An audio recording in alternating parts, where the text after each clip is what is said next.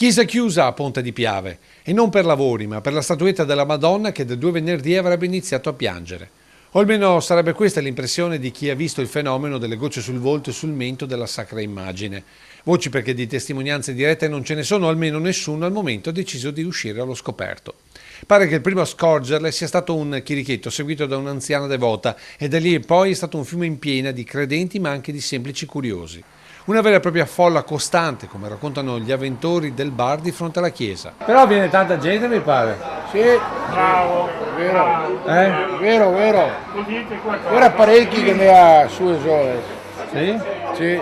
Ieri c'era la processione. E proprio per evitare che da un evento tutto da verificare partisse un fenomeno devozionale più estetico che religioso, il parroco Don Giampaolo Bano ha deciso subito di riportare la statuetta in cripta e di aprire la chiesa solo per le funzioni e alla presenza sua o dei suoi collaboratori. Perché se da una parte la forte presenza di credenti è segno di un bisogno crescente di religiosità, dall'altra non si deve travisare la fede con fenomeni che possono avere una semplice spiegazione scientifica, ma che alimentano fanatismo e superstizione. Sentivo qua prima, non so niente.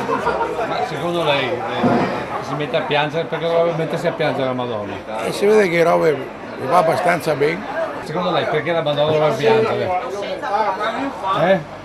Fa caldo, troppo caldo, che lei piange, suda. In effetti è questa la spiegazione fornita dagli scettici, considerando che la cripta è molto umida e che con questi giorni l'effetto condensa è tutt'altro che improbabile. Ma anche tra i laici c'è chi comunque un dubbio ce l'ha. È un segno o no? Secondo Sì. lei? Di che tipo? Ma di tanti tipi.